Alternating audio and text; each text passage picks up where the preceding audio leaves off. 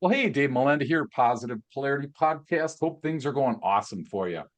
We finally made 200 episodes. It's like, oh my gosh, we just started and we're already 200 deep. And I'm like, okay, I gotta find somebody like that I really admire. I admire all my guests, but I'm like, I gotta find somebody that's super cool. And I found a recovery coach. And I'm like, okay, what in the world is a recovery coach? And then I'm like, well, guess what? This guy happens to be like the best Wisconsin Badger football player ever. So I'm honored to be hanging out with Montee Ball Jr. How are you, my friend? I'm doing very well, Dave. Thank you for the introduction. It's humbling. I always share with folks. It's such a humbling experience when people reach out to hop on their podcast because it's like, what do you want to talk with me? And so I'm looking forward to having this conversation with you. Thank you for having me. Absolutely. Well, as you know, we talked before, we talk all the time about the intersection of personal growth and business growth. And I think about, football players, and I think about a lot of them, like what happens after, and we're going to jump into a lot of that, but I want to start for people that may not know. I mean, you averaged 5.6 yards per carry in college. I'm like, man, hand it to this guy twice and it's automatic first down. So I'm like, that is so cool. You had 77 rushing touchdowns. I mean, that's just unheard of. Six passing. They actually passed you the ball too, huh? That Well, was interesting there, right? yeah, Three Rose Bowl teams. I mean, you just recently jumped on the Hall of Fame for the UW-Madison in 2023. Spent some time with the Denver Broncos. So there's so many accolades. And again, as a guy from Wisconsin that used to just like love watching you get the ball because you got the ball, I'm like, it's done. Something positive is going to happen, right? But in life, that's all of a sudden like that's like this little 3 hours a week, right?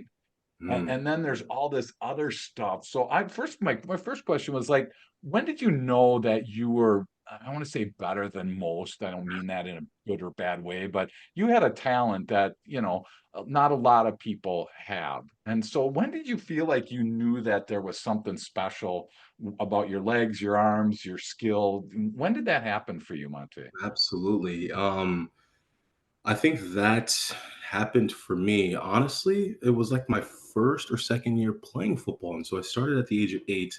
And funny story, I remember, and I'll never forget this. My first ever practice, I actually told my parents that I quit. And so at this time, right, my father was an assistant coach for my Okay. team, and my mother, of course, was hanging out with the rest of the other teammates, family members on the sideline. And I remember, right, my first ever fully padded practice, sweat was burning my eyes. Right, I was tired. I was like, wait, this is like, how long are we going to be out here with this sweat? And again, Yeah. we're talking in the middle of the summer, right? Latter part of the summer Oh yeah. in Missouri, Yeah. And so I actually wanted to quit, but my parents gave me a very strong message just saying, like, since this is something that you signed up for, this is something that you agreed to do, we're going to finish out this year. And if at the end of the year you want to go on and do something else, then we're going to go do something else. And so I bring that up because I was able to finish out that year. And as the year was coming to an end, that's when I started to realize, like, hey, looking back on the season, I played pretty well. Yeah. And crazy part about it, didn't play running back. I played a lot of linebacker and Okay. offensive line. Oh man. Yeah. Yeah, I was too big. I weighed too much to Okay. be a ball carrier. And so my Sure. first ever experience with the game for the first 2 years was 2 to 3 years really was linebacker and offensive lineman. Oh my gosh, that's Yeah. hilarious. So when did you transition from that linebacker lineman? When did they first give you the Yeah. ball and let you run with it? Yeah, great question. And so that would have been around the age of 11 slash Okay. 12. So going into my sixth grade, so going into middle school, um, I was able to really get control of my weight, right? Being at the age of 11 and 12, I was like, okay, I understand what I need to do, right?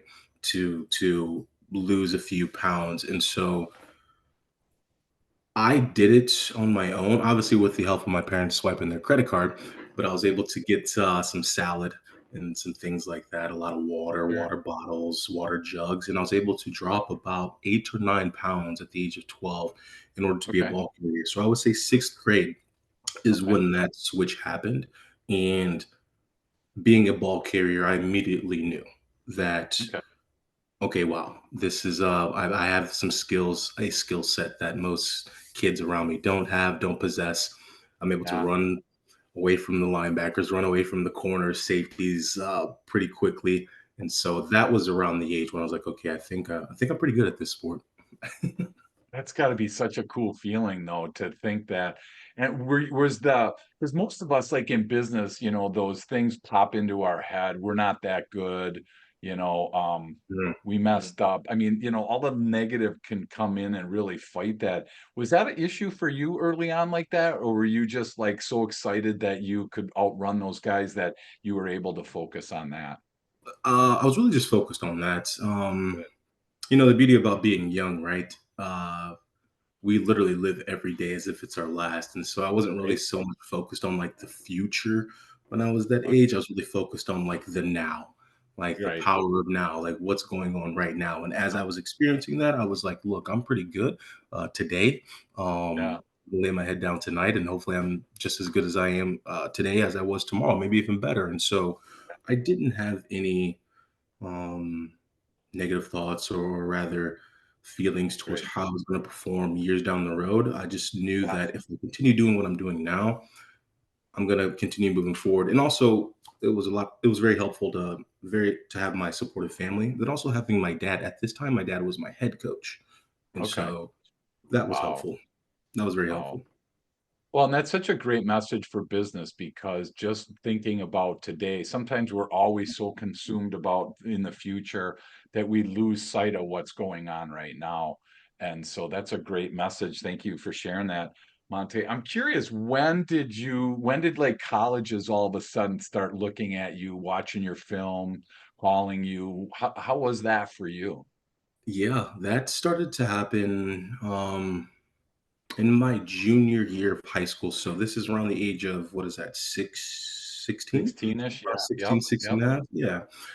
When colleges really started to contact my head coach in high school. And of course, in high school, my father was not the head coach because obviously they already had a coaching staff. And so Coach Collins, great family friend, by the way. He was at my draft party, but we're not there yet. But yeah, it was my 16, around 16 and 16 and a half years old. Yeah. Colleges started to contact him, and that would be my junior year in high Okay. school, and that's when I rushed for 3,000 yards in one season, and I had a pretty good year, and so of course I made some noise Oh my gosh. around the That Midwest area. kidding. Oh my gosh. Well, I'm just thinking about who'd wanna even try to tackle that, you know? I mean, it's like, what do you think? I mean, Yeah. 3,000 yards. Now, again, we wanna be fair, there were holes, just like with the Badgers, they had a monster line, which would make great holes. But that only carries you for the first 3 yards, and then from there on, you're on your own. So, 3,000. How many touchdowns was that for you in junior year? Do you remember? Ooh, 44, I think. Pretty sure it's 44, somewhere around there. Who's counting? But pretty sure it's around that. I But would be. Are you kidding? the crazy part about it, as you did say that, yeah, I worked very hard. I worked extremely hard to get the numbers that I was fortunate enough to land. But we did have a good offensive line too. I Sure. remember some of those guys. Still talk to them to Yeah, this day. We were a very big team. We were yeah, big. We're talking again in the country in Missouri. So these guys were meat and potatoes, right? For yeah. breakfast, lunch, and dinner. And so we had some beefy guys. Yeah, that's so cool. So then you start getting calls in junior year, or your coach does, I mean, I would think, and again, maybe this is just me, you're such a humble guy. It was like, I would be like, especially a junior, all this testosterone, all these girls, all this stuff going on around you. Was that like, was it hard to keep that ego piece in check for you? Or did you just take that pretty much in stride? It slightly, right? I talk about this a lot. Even in my book, I mentioned this part. Um, no matter what, for guys and gals as they are excelling in their sport, excelling in their profession, right? No matter what that may be, Yeah, um, I'm not saying that your ego is going to inflate, but there are going to be moments, of course, when you're riding that high, right? yeah, When you're riding that high, things are going great, things are going well, and for like you said, right, a pubescent teen, whatever that may look like, having the testosterone hormones flowing, being in a smaller town at the time, yeah, I was sort of the, quote unquote, big man on campus. And so, of course, yeah. for me, my ego inflated slightly, but not in a Well, that's negative way. good. Yeah. Wow, Not that's in a great. negative way yet. People Yeah, are familiar with my story of where it did end, where it did go, not end. But yeah, for me, yeah, I was able to keep it in check. Obviously, I have again great supportive family, and I sure. still wanted to get to college. I knew that in order to get to the NFL, there was still another step I had to go. So by the junior in high school, were you thinking college? Were you thinking pro at that time, or was it still like just head down doing my day-to-day job? I was thinking college. I was thinking Okay. college. So again, now being age 16, 17, I was like, okay, I know what I'm doing. I know where my grades are gonna fall by the time I'm done here, my senior year, um, in high school. So I know I need to start really figuring out where I want to go for college. Because again, growing up in the small town in Missouri, that being Winsfield, Missouri, it's a big town now, Yeah. but it was small growing up. I grew up a Denver Broncos fan my entire life. My room was blue and orange all throughout when I first started playing football to when I left for college. And Okay. so at this time, my senior year, now being in high school, I was like, look, I know I have to make a decision. I know I Yeah. have to go on somewhere to play. I was fortunate enough and still blessed to this day to have an X amount of numbers of offers. And so I'm like, this is the fun part. Let's sift through this, mom, dad, sisters, and Yeah. see what the best place is for me. And so, yeah, I was excited to move on to the next stage. And that ended up, so out of all the offers that you had, the Wisconsin Badgers ended up being the selection for you. Yes, And sir. I mean, when you think about like Ron Dane, Melvin Gordon, and Jonathan Taylor, I mean, we're so used to having these monster running backs. You just fit like that so well. You guys, it's such a cool thing. And so it's odd, total side note, but it's odd that like this year in 2023, they wanted to kind of switch to this aerial assault thing. And I'm just like, what I'm like, seriously? I mean, man, I'm thinking if Monte's involved in this, I'm gonna call him and be like, dude, what are you doing? Because who in the world thinks the Badgers are gonna have anybody that can throw the ball? So tell me, you're biting your tongue. So go ahead, let her I rip. most definitely am. I'm very opinionated in a respectful way, I'll say, about Yeah, absolutely. these changes that are happening. But yes, to your point earlier about Melvin James, excuse me. Well, yeah, I like putting James in there. I love James, Melvin James, Jonathan Taylor, Ron Dane, of course, right? We're talking running Yeah, back you. We're talking a university, an athletic program that's really established itself as we're going to recruit 90% of our offensive linemen from here in Wisconsin, yeah, and we're going to get our running backs from wherever they come from, but our running backs are going to be well protected, and our quarterback as well. And so that's the bread and butter of yeah, Wisconsin football's offensive line. And so when we made this transition, I'm excited for Coach Fickle. I really am. I think, of yeah, course, we have to give him a couple more years to get his recruits in, right? To really get his scheme embedded into the sure. program. You can't just change Yeah, that over a year. But there's gonna be growing pains, even with yeah, folks who've played there and fans who've been watching forever. It's yeah, gonna be growing pains. It's gonna be different, but of course, and I'll scream this from the top of a mountain. I'm not in favor of this West Coast style, this aerial attack. I'm not, yeah, but also I'm not a head coach, and so exactly. That's why you and me are doing this, right? it's exactly. But I tell you, I appreciate your honesty. I'm just thinking to myself, I'm like, man, I wonder how it is for Montee watching these games where, the guy's throwing 20, 30 times a game. he used to throw 20 or 30 times a season sometimes because he just hands it off to the guy and there's a big hole and he runs and he's fast and his legs just keep going. And I'm like, how do you argue 77, rushing touchdowns? So again, on behalf of all the Wisconsin people, we're honored for everything that you've done to get us the Rose Bowls. And oh my gosh, so cool. I And appreciate and it. you forward, yeah, you forward to like, so you didn't play much in your freshman year, I didn't. in college. Was that hard, or was that really somebody sat you down and said, you need to learn this? I mean, was that tough for you? That was challenging, obviously, going from this big man on campus kind of saying, right, and I do understand like that saying sometimes has such a negative connotation to it, but I struggled with going from that to now not getting any playing time whatsoever. I mean, I think I received like maybe 40 carries, I think, for the entire season, maybe 30, whatever that may be. But yeah, I sat behind John Clay and Zach Brown, I believe, at that time. And so there was still this learning curve that I needed Sure. to learn. A lot of things that I needed to understand. The speed was a lot faster. Guys were bigger, stronger, Yeah. Yeah. smarter. And so that was something that was challenging for Sure. me, but I think it needed to happen in order for me to get to where I got to. But it was difficult. It most definitely was. I was like, why am I not? Yeah. I got my family at the game. I want to get in and I want to play. I want to show them what I can Put do. me But in.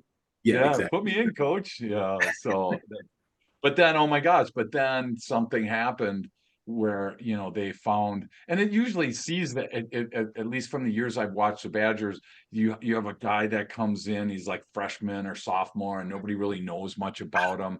And then all of a sudden he has this, he just pounds this great game out. And then Yeah. you see him a little more the next week, and before you know it, he's the common name, which I think is kind of what happened with you, if I remember correctly. Is that right? Yeah, yes, sir. And so my freshman year continued on that same track. Um, a season of learning, right? Of watching how Badger professionals, right, carry themselves on and off the field. That being the coaches as well, but also obviously the ins and outs of the game at this level, Sure. on this stage. So there was a time for me to really understand and digest and learn the game.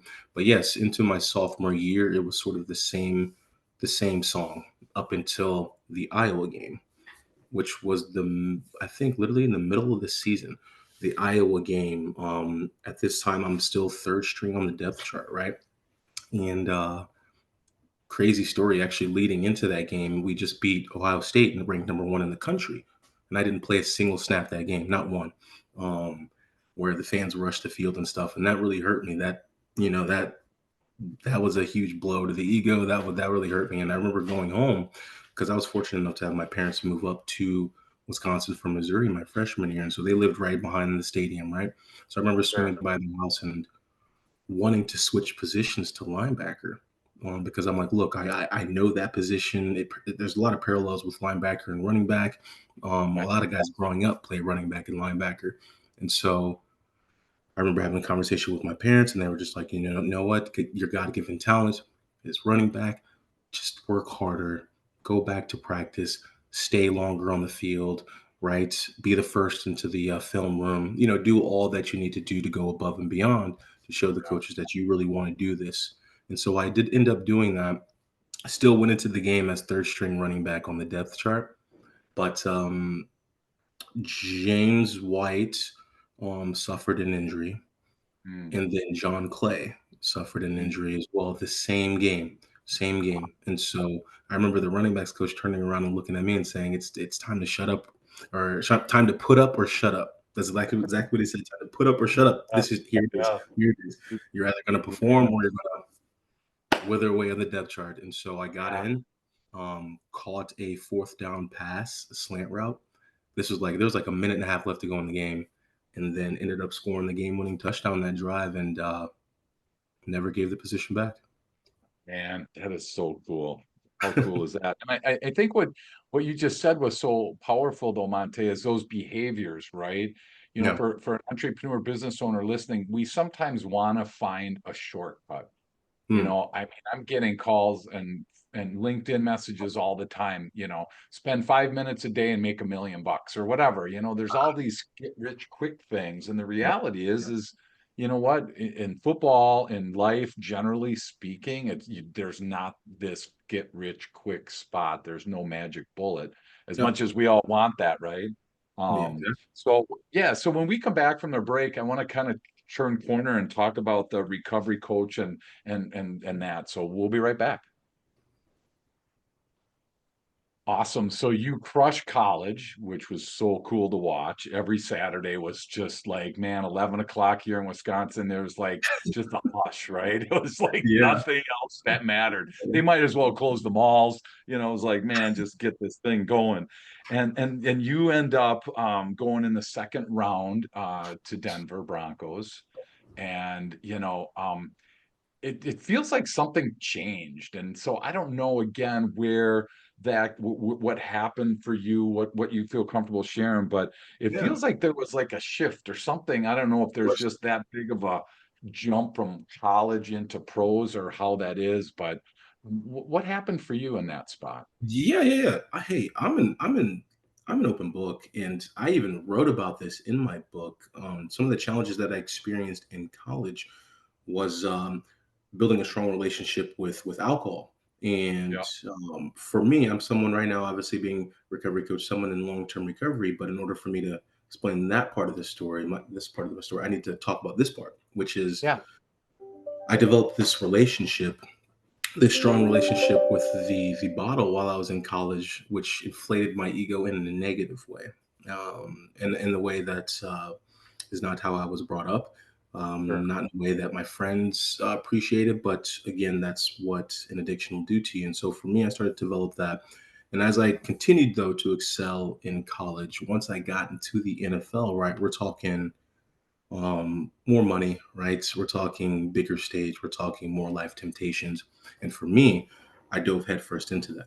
Um, and I think there is a strong parallel with that and people working in the workforce where it's you still got to make sure that you're doing the smaller things, right? The smaller, finer details that got you to where you're at, because that is how you keep going where you want to go. And for me, I didn't focus on any of that. I was focusing on how I'm going to present myself in the parties, how I'm going to present myself off the field instead of focusing on what my true passion is. And so, sure, although I love the game of football, I always love the game of football. We all see what happened. It was night and day difference from my productivity in college and the NFL. I didn't have that same focus. I really didn't. It was almost like I got there and I was like, you know what, I made it. I'm done. Which that's not the case. It's you need to work even harder sure. now that you're here so that you can stay here. Well, and that's such a great lesson there too, is what is, whenever we feel like we've arrived, we have to be so careful with what that Mm, looks like because it's super easy to take the foot off the gas. It's super easy yeah. to get a large ego to, all of a sudden just forget where you came from, and so um I think that, for you, football was just such a powerful thing. And like if I was in your spot, I would have thought the same thing. It's just like I just gonna cruise into this next spot. I mean, you went from high school to college and then to pro. It's like, well, Yeah. we're just gonna cruise along and continue to excel. But like you said, when you take your eye off the ball, so to speak, it Mm, really can your whole life. And that's kind of what happened for you, I'm assuming. absolutely. Absolutely. And of course, if I could go back, yeah, there's a lot of things that I would want to change, obviously. But I think being at the age of 33 right now, my goodness, what a wonderful journey of Yeah, learning how to become a man. Um, how to become a man. A lot of things that I can share with my son, who is soon to be 8 years old, right? So a lot of trials and tribulations that I'll be able to share with him. So hopefully he can sure. sidestep these pitfalls, right? And so for me, I'm not ashamed of my mistakes that I've made. I'm not ashamed of how my NFL career went because I think no matter what, I still am a former professional athlete. Absolutely. And at the age of 33, I still have, hopefully I have 50 to 60 more years to go, and Yeah. able to look back on that every single year. That's such a hard lesson. I don't know if everyone listening struggles with that, but like for me, if I have a mistake in my life, it's really hard for me to like, I want to learn from it and I want to be able to look back at it in a healthy way, but it's hard. I mean, I know people that have gone through bankruptcy that, and it's like it affects them, right? Like permanently. It's like they now walk with a limp, and it's Yeah. one of those things that I'm like, it's easy for me as a coach, right, to say just get rid of it, right? And then I'm like, oh my gosh, I'm limping just like they are. So that's what I think is so powerful about what you're doing now. You're a soon to be business owner, and Yeah. you wrote a book, and you're working at this recovery coach. So kind of fill us in on what is a recovery coach do, and where's your passion for your next 10, 20 years? Where does that look like for you? I love that. I love that question, Dave. And so, as for being a recovery coach, I mean, obviously the main thing is how do I provide? And so, for those who may not understand, a recovery coach falls into the peer support realm, right? The peer support side of things, not so much clinical, but peer support, because we all understand, at least a lot of us do, of course, and research supports this as well. Evidence-based research is that, of course, the clinical is important, right? Being whether that's inpatient or outpatient Sure. clinical treatment, whatever that may look like, is needed and extremely important. However, once client leaves their inpatient and or outpatient treatment into their environment, back into their ecosystem, what does that look like? That's where the real work is done. Right. When you go back home to maybe some stresses that you felt there, when you go back to school, when you go back to your job, right? And so I wanted to sort of fall on the peer support side of things, right? Because leave the clinical, talk to a lot of the folks who have the letters behind their name, and know what they're talking about when it comes to Sure. clinical. Yep. That's for peer support, being a recovery coach. My role entails, how are we going to move forward without the substance? How are we going to find happiness, of course, in our lives without the substance? And what is that going to look like? And so I support them in their daily lives, whether that's obviously hanging out with them over a cup of coffee, going to a sober bar with them if they want to go to a sober bar. And Yeah. so again, it's this peer support where we're connecting, going to sober events, going to sober tailgates, going to all of these stuff together so that we can continue to build this network for them, right? This network of an ecosystem that is without the substance. And of course, there are some evidence based practices that go along with that as well. But I got my certificate through CCAR, which they're based out of Connecticut, and it's been going very well.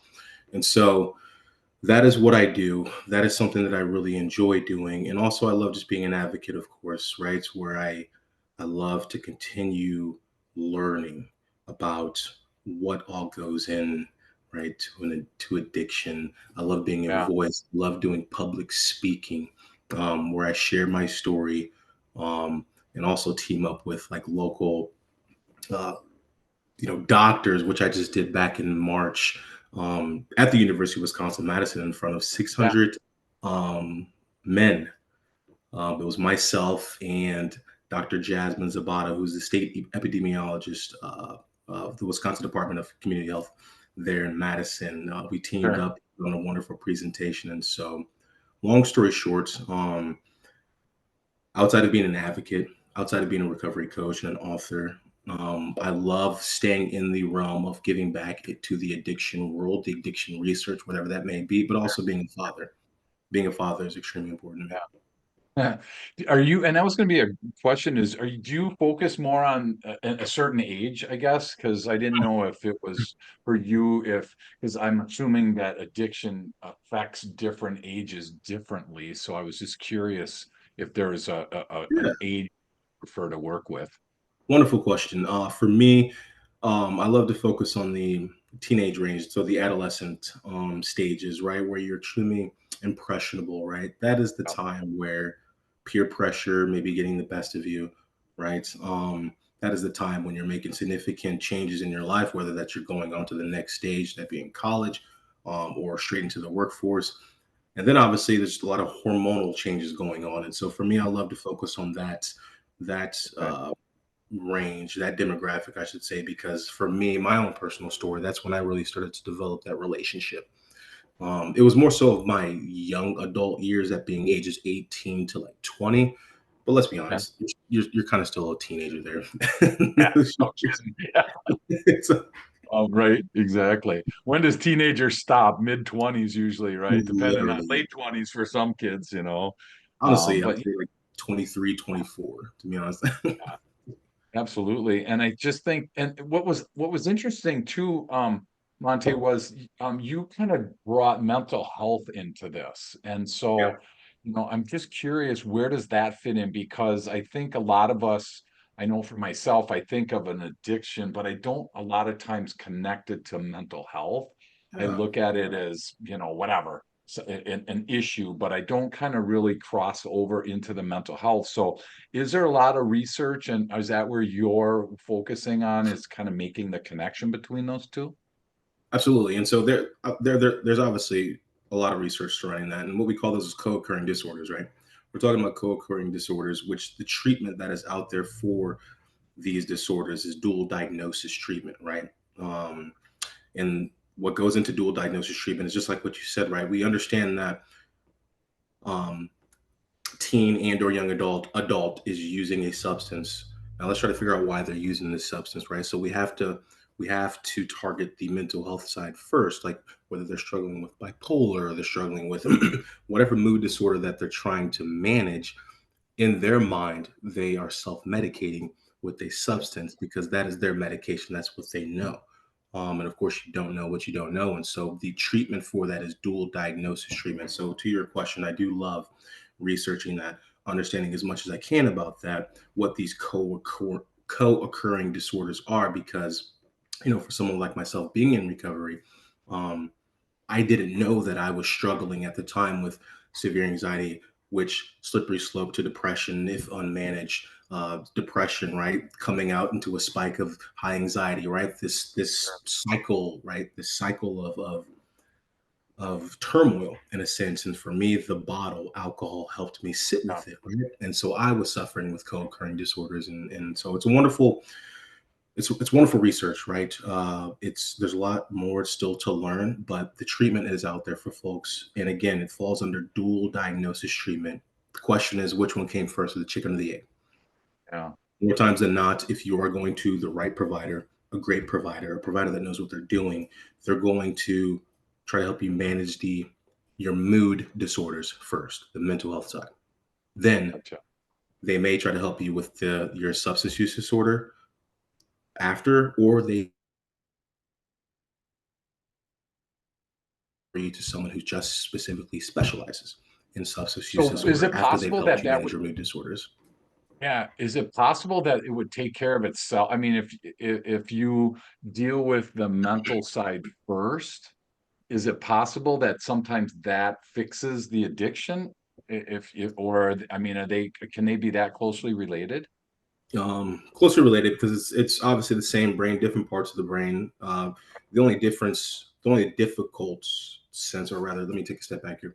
The only problem that you see with that is you should never assume that you fix the mood disorder side, it's going to automatically fix the addiction side. Because with the addiction side, you're talking about the reward system part of your brain, Gotcha.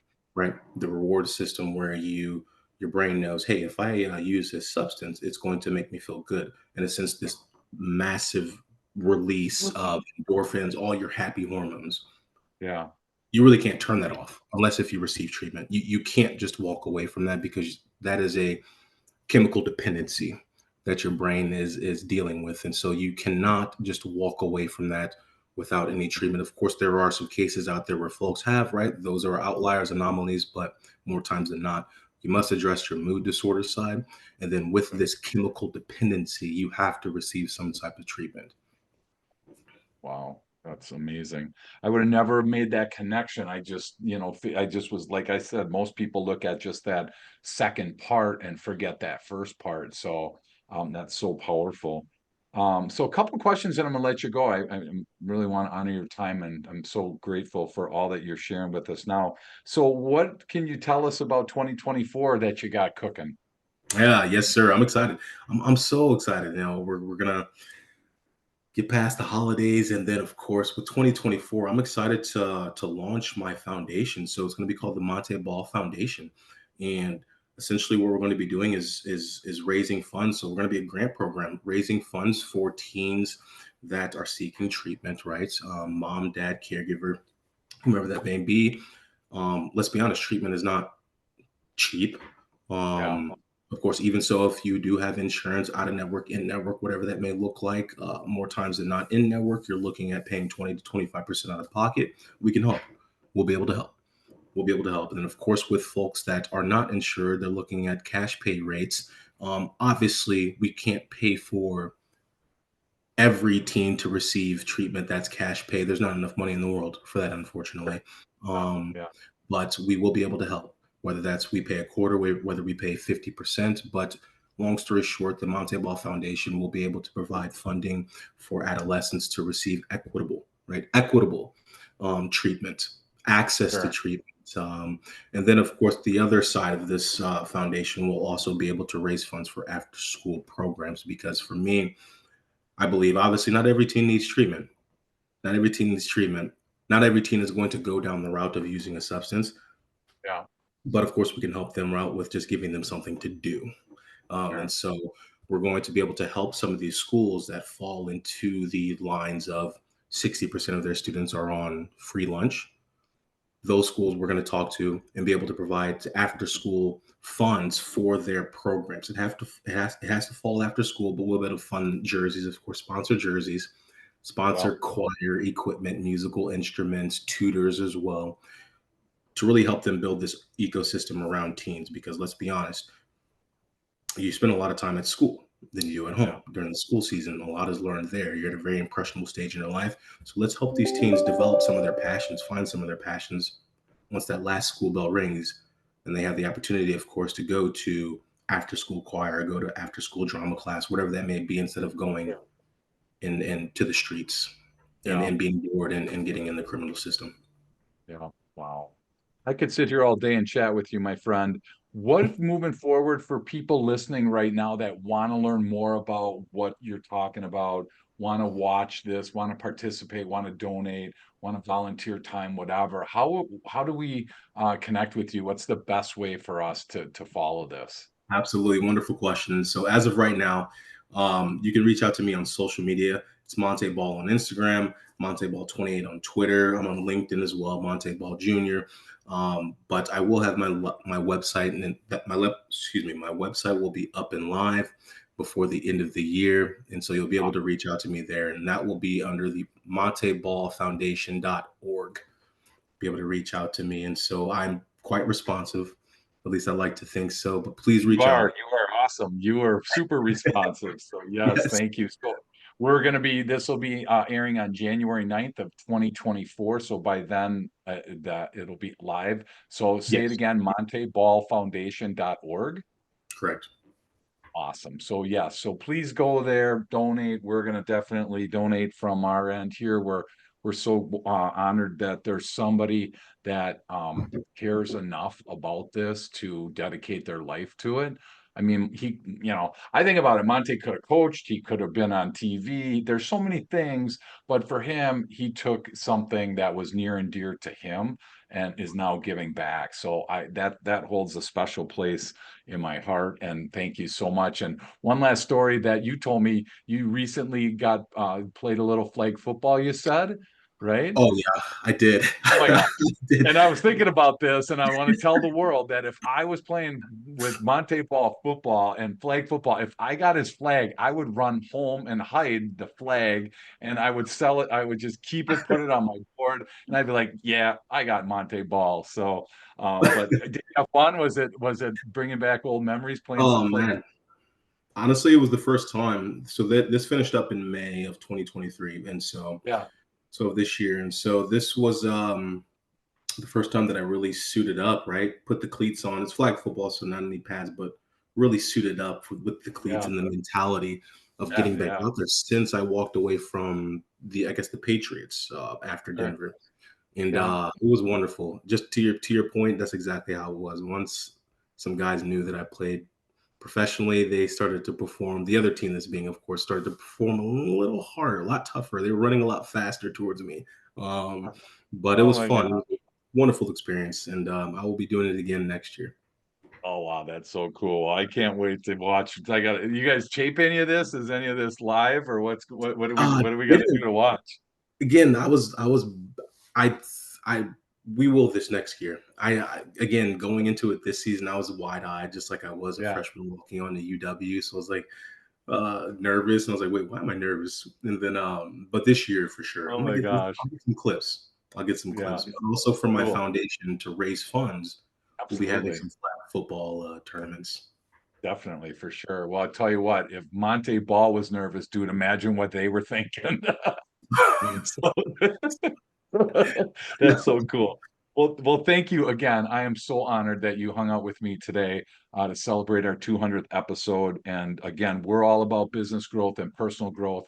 I love that about you, that that's what you're all about. So I can't wait to keep watching this newly formed foundation, and we're going to keep close tabs on it. And again, thank you from Wisconsin for all that you've done. Enjoy Denver and Colorado over there. That's where you are now. So enjoy that, and can't wait to keep watching and how this goes. Thank you, Dave. This was wonderful, and I really appreciate your time. This was awesome. Thank you for the consideration. Absolutely.